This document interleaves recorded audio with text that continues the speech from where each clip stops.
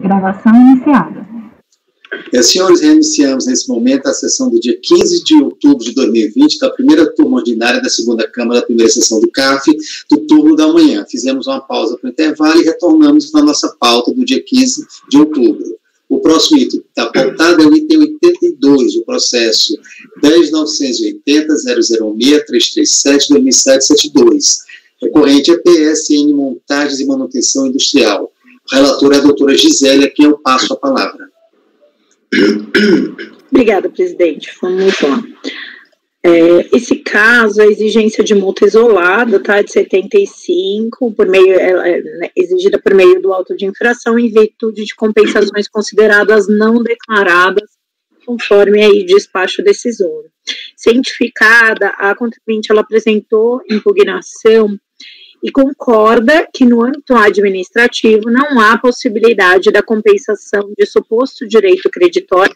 Eu trago isso para ficar muito claro o ponto controvertido, advindo de obrigações da Eletrobras com débitos fiscais de tributos e ou contribuições administradas pela Receita Federal, mas alega que previamente a autuação aqui em debate teria promovido a retificação da declaração de compensação originalmente entregue, reduzindo o montante de 405 para 172, pelo que admite que a multa em causa deveria corresponder a 129 mil. Então, na verdade, a controvérsia desse processo não é a possibilidade de compensar suposto direito creditório advindo da obrigação da Eletrobras, mas a base de cálculo utilizada pela autoridade fiscal quando da autuação para a exigência dessa multa isolada.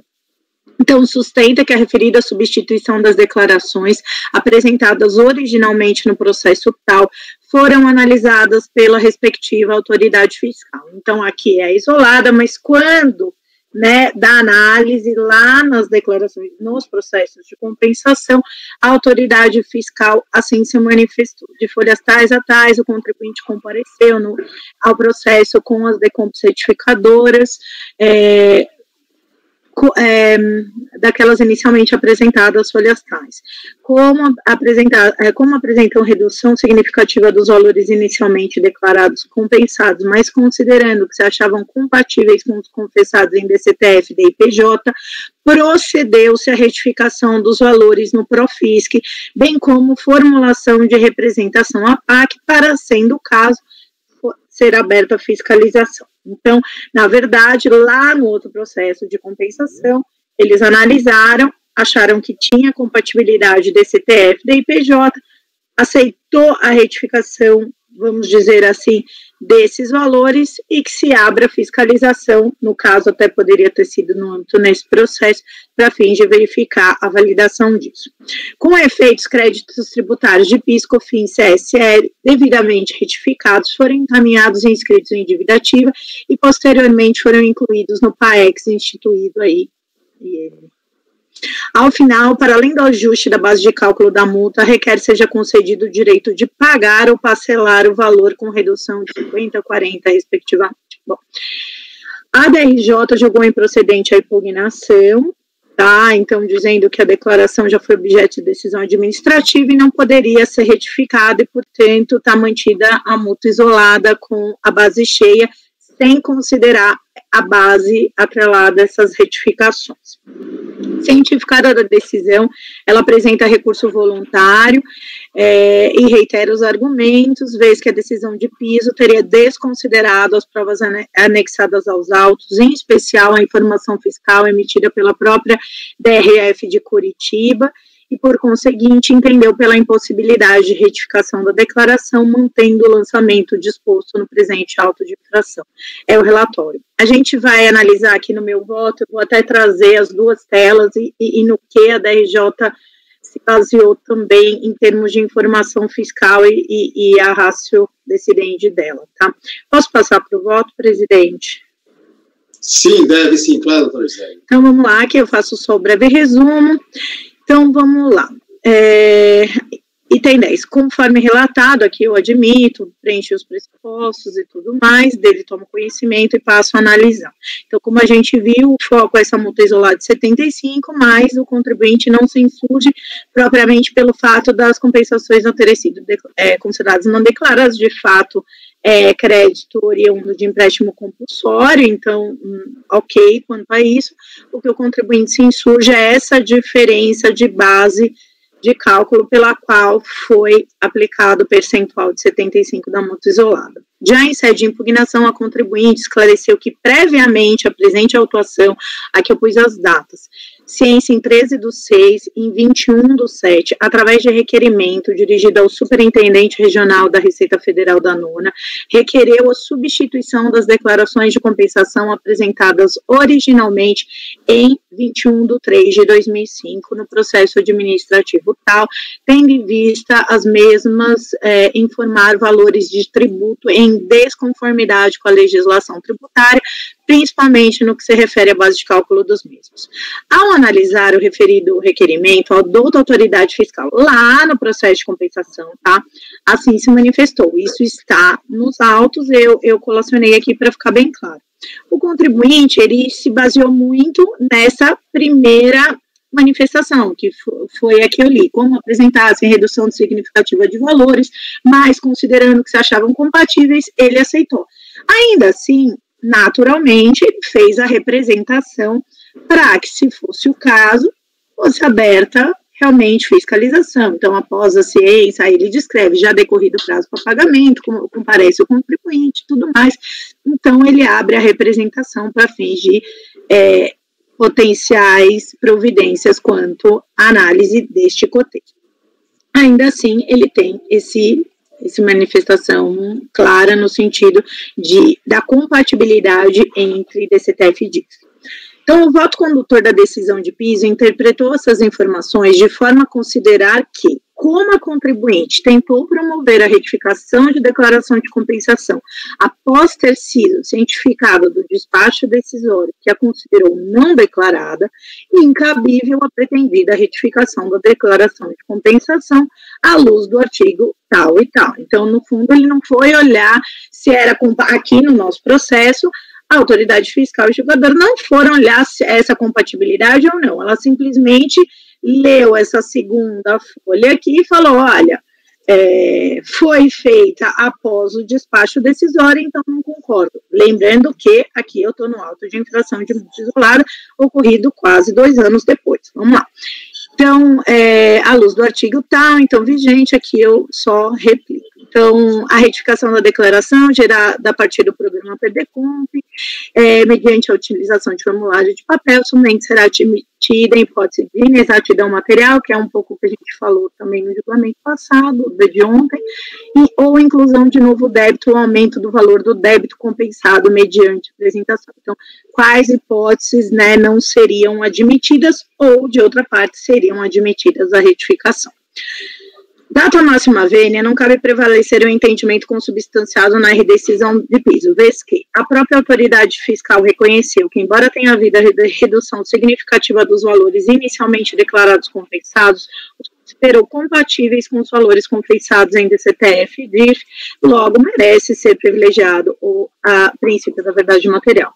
As retificações foram apresentadas 2 anos antes da presente autuação. E caso a autoridade fiscal considerasse necessário, deveria abrir fiscalização e intimar a contribuinte para fim de prestar eventuais esclarecimentos a respeito, sob pena do seu cerceamento de direito de defesa. Em que pese as retificações tenham ocorrido após o despacho decisório, deram-se antes da conclusão do processo administrativo respectivo, bem como antes da presente autuação, e conforme consignado pela própria autoridade fiscal, os valores, de novo, eram compatíveis. Por conseguinte, eu entendo que a gente estaria diante de potencial inexatidão material. Aí eu fiz esse gráfico, né? Diante dessas premissas, deve ser tomado por base da multa regulamentar,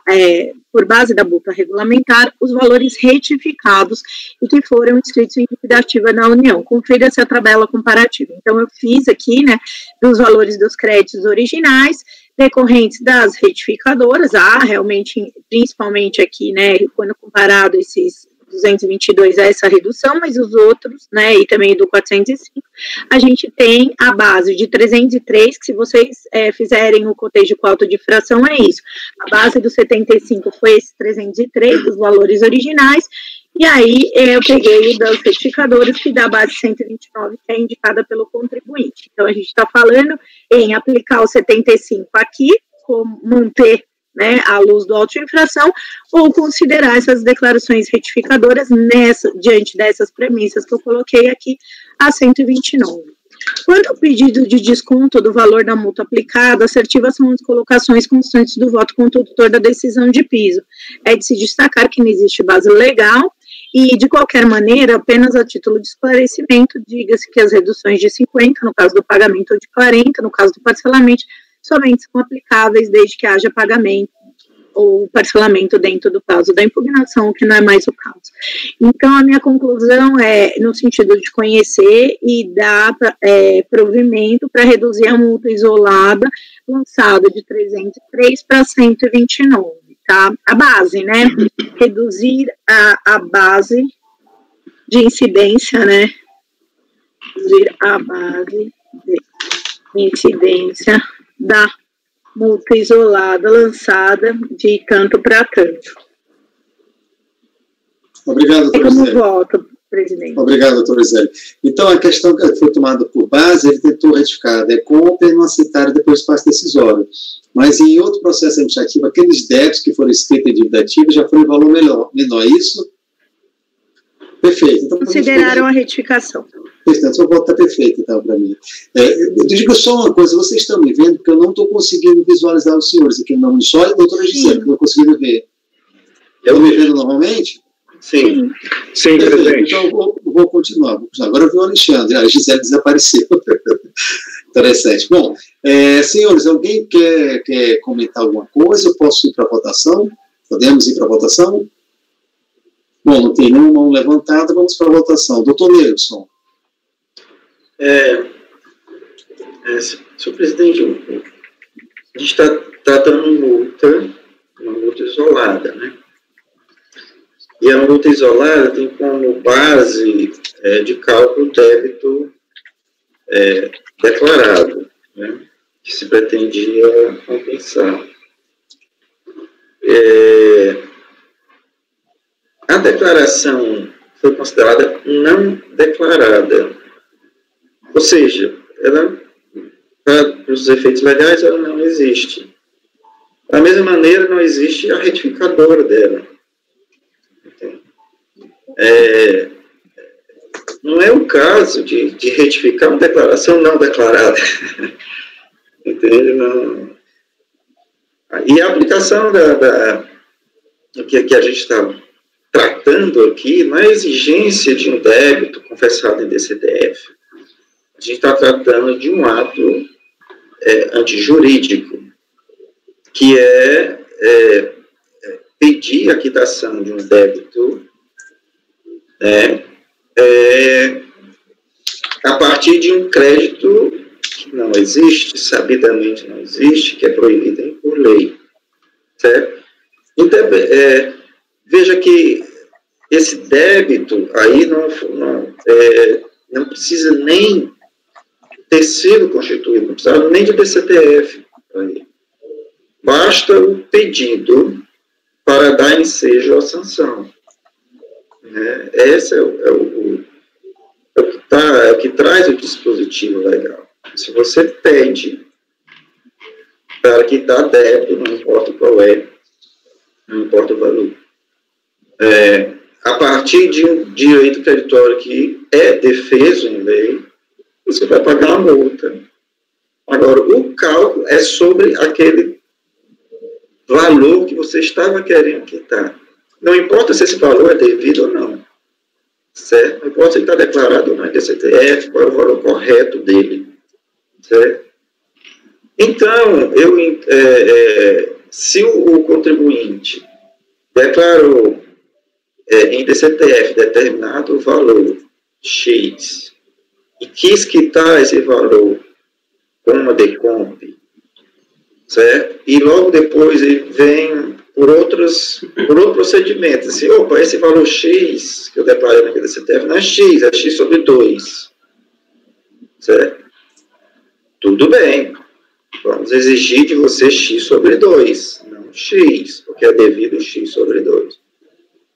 Mas a gente não está tratando disso, está tratando da aplicação de uma sanção, que é uma outra conduta, quer dizer, eu tenho esse crédito, apesar de estar proibido em lei de fazer isso. E o débito aí não é o débito constituído, é o débito que está lá declarado na DECOMP. Certo? Então é um número que está registrado na DECOMP.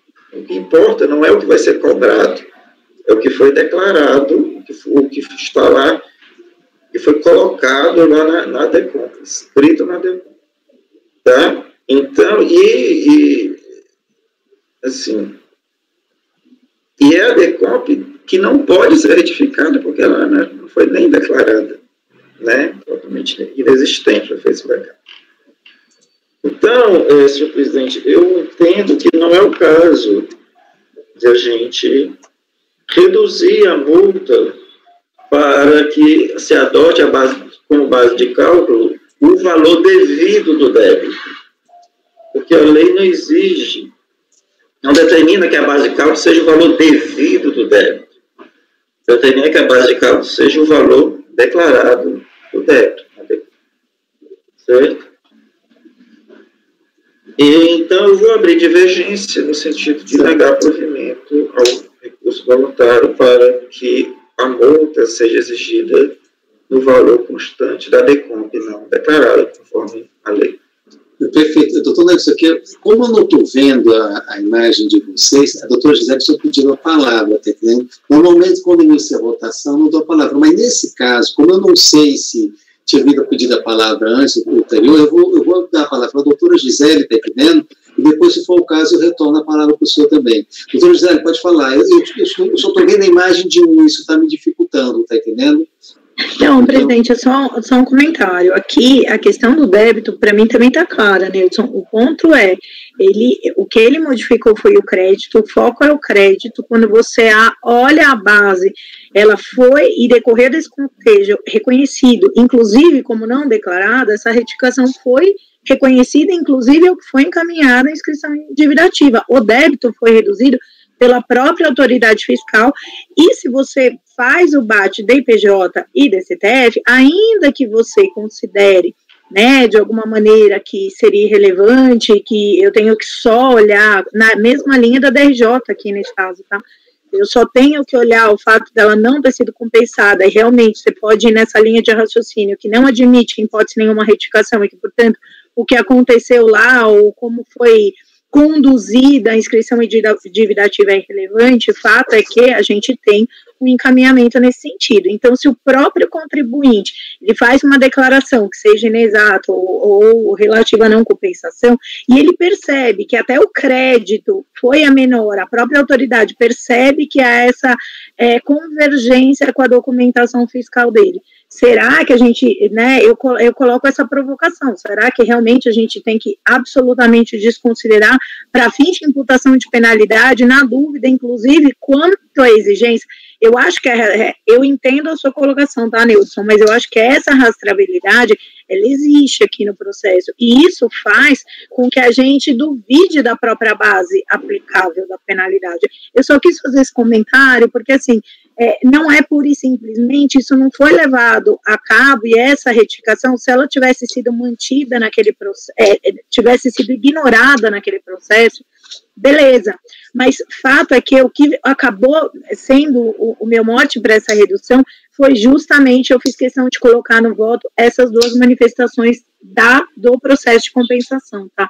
Então, assim, é só esse ponto que eu queria colocar para vocês. Então, não que eu discorde das suas colocações, tá, Nelson?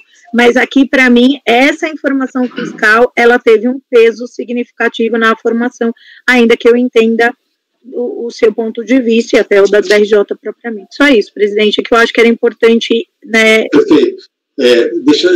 Como eu abri a palavra com a senhora, eu voltei nos nossos debates, tá entendendo? Depois eu vou iniciar novamente a votação. Claro. Eu vou comentar um pouco, esse caso é bem interessante, né? E fica muito estranho, está certo que a legislação fala no débito que ele confessou, e aí é um pressuposto lógico, ele está tirando vantagem daquele valor do débito. Mas se aquele valor é irreal, eu estou punindo algo irreal, que eu sei que a própria administração tributária diz, olha, aquele valor está irreal, né? Então eu achei, realmente fica muito estranho eu punir pelo valor que está errado, né? Porque pelo valor que está correto, há um pressuposto lógico, porque quando ele faz a compensação não declarada, é aquela história, durante um primeiro momento ele está tirando vantagem, está entendendo? Até que seja coisa não declarada, ele está tirando uma certa narrativa daquele débito. Então não me faz sentido pegar o valor do débito. A legislação é silente para isso, na realidade ela não trata esse caso, né? Talvez o artigo 112 do CPM... Teve uma discussão... Para aplicar aí, viu, Gisela? É bem interessante essa coisa aí. O valor do débito. É muito estranho de penalizar por algo... Desculpa, Rolando, perdoe, só te passo já a palavra. Exatamente, presidente, eu achei muito difícil, por isso que eu estou colocando aqui para vocês. Eu saí um pouco pelo 112, eu fui tentar ser razoável na medida, né, do cenário. Agora, não, eu entendo as colocações do Neilson, por isso que eu quis convidar e abrir um pouquinho o debate, porque eu achei que passar esse processo sem uma reflexão conjunta, eu acho que não seria legal, porque ele é complexo, assim, nessa medida. Ele é bem interessante. Eu vou dar a palavra ao doutor Alain, que pediu, tá certo? Doutor Neilson, depois o senhor pode ter a palavra, se eu quiser fazer um voto novamente. Na verdade, eu tinha iniciado a votação, porque eu não estava vendo a cara de vocês, foi um erro que eu cometi. Então, doutor Alain, depois o doutor Neilson pode comentar ainda, se quiser debater, e se não quiser mais debater, ele tem direito a manifestar novamente o voto. Doutor Alain, pode falar. Obrigado, presidente. Eu vejo essa questão em relação se a base deve ser o crédito ou o débito, se o débito era inexistente, por essa razão não seria lógico que fosse sobre o débito.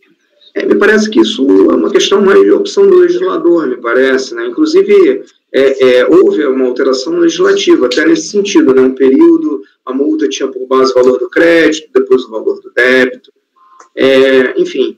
Mas o que me chama a atenção nesse caso é que, mesmo a declaração, quando ela é não declarada e ela é inexistente, enquanto não for reconhecida a sua inexistência, ela produz efeitos no mundo real, né? No sentido de se evitar, por exemplo, que o contribuinte sofra uma fiscalização, né? Até que se debruce sobre aqueles dados e se examine, você tem lá nos sistemas que o contribuinte tem débitos confessados, em que seja numa declaração que só depois vai se descobrir que, na verdade, ela é inexistente. Mas, enfim, mesmo a declaração que se reputa não declarada, inexistente, ela produz os seus efeitos contra o fisco, né, até o momento em que se descubra que ela deve ser declarada como inexistente, né? E nesse período é que, por conta disso, é que eu entendo que a penalidade se aplica, assim, né? E mais indo um pouco além, a gente que já está acostumado a trabalhar com essa questão das multas na parte tributária, a gente vê que basicamente existe uma lógica que permeia quase todas elas, né? E que, a meu ver, deve nortear a interpretação dessas multas, que é basicamente o seguinte: o contribuinte deve fazer tudo espontaneamente, confessar, pagar, contestar, sem que o fisco precise intervir, certo? Caso o contribuinte faça alguma coisa errada que exija um ato de ofício do fisco, no sentido de cobrar o valor correto, isso dá ensejo à multa. Isso é uma regra geral, certo? E me parece que esse é vamos dizer assim, um princípio, um norte que deve orientar a interpretação de todas as multas, inclusive desse caso, né? Porque, enfim, já tinha havido um despacho decisório quando ele tensionou a fazer essa retificação, de modo que o problema que ele criou já havia se consumado antes dele retificar, né? Enfim, então essas as minhas posições que eu queria considerar aqui. Obrigado. Ok. Doutor Neilson, deseja fazer algum comentário ou que deseja iniciar a votação? Eu estou com um problema com o meu sinal, eu estou notando que vocês estão desaparecendo com muita frequência, então isso está me dificultando um pouco a identificação da manifestação dos senhores. De qualquer forma, doutor Ney, essa palavra está com o senhor. Só um esclarecimento, eu queria pedir um esclarecimento da relatora, antes de manifestar. O ponto me diz que o senhor solicitou uma retificação da DECOM, certo? Isso depois do despacho decisório. Está mudo. Sim, lá no processo de compensação, não nesse, né? E aí, ao fazê-lo, a autoridade trouxe essa informação fiscal que eu colacionei no voto. Então, ela falou, olha, ok, né, de fato, há uma diferença de valores, até significativa, mas está correspondendo à sua documentação fiscal, lá no processo de compensação. Então, assim, o que a fiscalização fez não foi uma retificação da DECOM. Não, ela aceitou... Ela fez uma revisão de ofício do débito. Não foi certo, uma coisa diferente. Certo? Então, esse débito. Então, assim, eu estava achando estranho essa retificadora de uma declaração não declarada. Não, ela não aceita a retificadora. O que ela faz, sim, Neudson, perfeito. Por isso que eu colacionei aqui. É uma revisão de ofício. Ela presta uma informação fiscal, considerou em pauta os valores ali colocados na retificação. Então, para mim, há um aceite quanto à base. Aí é a nossa divergência de interpretação, digamos. Já ia bater na DRF, dizendo que ela retificou uma DECOM depois do decisório. Ela fez a revisão de ofício do débito. Né? Fez a revisão de ofício do débito. Perfeito, tem que fazer mesmo, verdade material. Mas a declaração é a mesma. Certo? E a base de cálculo do lançamento. Mas é injusto, porque o débito... Imagine se tivesse dito assim, não, o débito não existe. Certo? E aí não teria multa? Seria uma remissão? Eu entendo que ficaria muito delicado, seria. Porque, assim, veja, eu entendo, Neudson, mas, assim, vamos ser razoáveis. Você tem uma legal, previsão de sanção. Entende? Aí ele, não vamos aplicar, não, porque ele não devia mesmo. Entende? É muito, certo? Assim, apenas pela razoabilidade.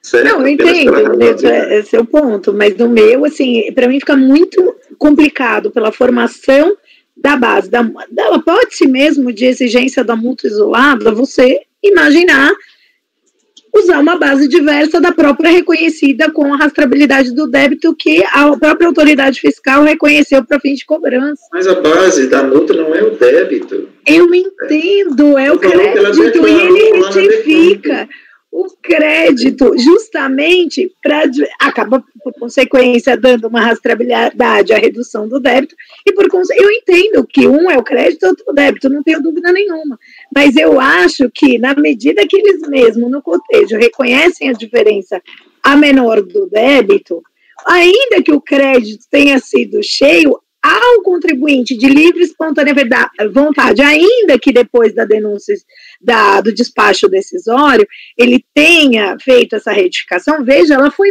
2 anos antes desse auto, ela foi antes da conclusão do processo administrativo, e se você pegar a própria legislação, eu cito ela aqui de forma clara, o artigo 59 da IN 600, eu entendo aqui, né, você tem, ou mesmo 58, uma inexatidão material. Eu entendo que há uma inexatidão material, inclusive no crédito propriamente. Inexatidão essa reconhecida, ainda que não pelo reconhecimento da retificação, mas pela aceitação de ofício do ajuste do débito pela autoridade fiscal no processo de compensação. Para mim, isso é suficiente. Entende? Porque não houve retificação da DECOMP, houve uma revisão de ofício do débito, certo? Sim, mas ele apresentou uma retificação. Pessoal, deixa eu só uma questão de ordem aqui, eu passei uns 20, 30 segundos fora do ar, com o problema da minha internet. Deixa eu perguntar, estava ainda na discussão, aí no debate do Neudson com a doutora Gisele. Está congelado de novo a imagem ou está normal? Está sem imagem para mim. Tá sem imagem. Agora eu estou vendo os senhores, não estava vendo os senhores, está entendendo? Mas eu estou vendo, deixa eu aqui, só um minuto.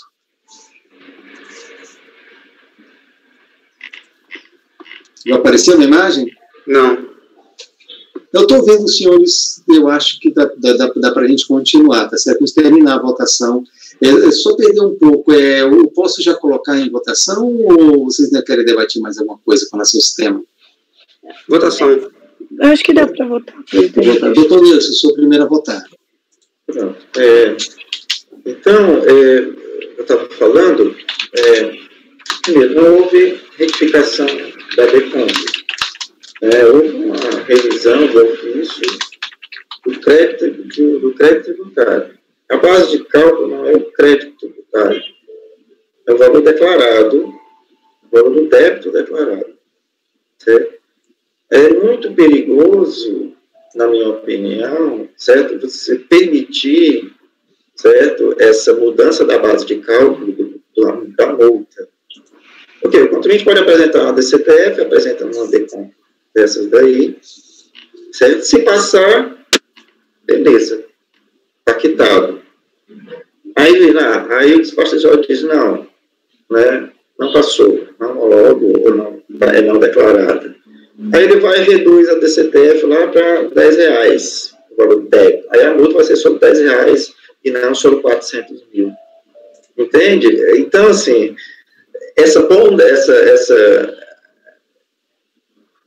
digamos, mudança da base de cálculo da multa, aí, por uma razoabilidade, há um risco, e por isso ela deixa de ser razoável. Entende? Então, principalmente no caso de sanção, certo? A norma que prevê a sanção, ela deve ser interpretada de uma maneira literal, entende? Você pode até dizer, não, a sanção é essa, mas eu deixo de aplicar a sanção por outros motivos, por uma construção, por outros motivos aí, por um bis in idem, mas a multa é aquela. E que a gente está dizendo, não, a multa não é aquela. Né? A lei determina que a base de cálculo é essa, mas eu acho que a base de cálculo é outra. Porque, por conta disso. Então, eu creio que isso a gente não deve fazer. Não pode fazer, não deve fazer. Então, senhor presidente, vou abrir divergência no sentido de negar provimento ao recurso voluntário. Perfeito. O próximo a votar é a doutora Gisele, que é a relatora, né, deu o provimento parcial. O próximo é o doutor Alain. Então, bom, eu já me manifestei, por essa razão eu acompanho a divergência do conselheiro Nelson. Perfeito. Do doutor Alexandre. Obrigado, presidente. Eu vou acompanhar a relatora. Perfeito. Doutor Efigênio. Presidente, aqui é uma situação que, quando o legislador ele elenca uma base de cálculo para a multa, nós estamos falando de sanção, né, e aqui é interessante reparar o tributo não é sanção, né? Quando eu faço o ajuste no débito, a cobrança, eu estou falando do crédito tributário, e aí, ok. Agora, quando eu venho na sanção, na multa, o legislador ele elencou uma base de cálculo, que é a questão do débito. E aí vamos analisar aquilo que o Nilson colocou, o seguinte, qual que é o objetivo dessa multa? Toda sanção, ela tem uma finalidade, exatamente o seguinte, para evitar que eu faça compensação indevida, enfim, em alguns casos ele fala não declarada e tal, que é o caso. Então, se eu altero, nos termos como está colocado aqui, eu entendo a ponderação da relatora, eu entendo que seria avançar um pouco além, né, se eu modifico essa base de cálculo, né? Então, eu acompanho a divergência. Tudo bom, doutor Efigênio? Eu acompanho a divergência também. Estou notando aqui. O próximo é doutor Jefferson. Eu acompanho a relatora, presidente. Acompanha a relatora, doutor André. Presidente, acompanha a relatora. Acompanha a relatora. Gente, eu tive muita dúvida. Achei o voto da doutora Gisele bem interessante, mas eu também, depois das ponderações, eu não consegui encontrar uma base para a gente mudar o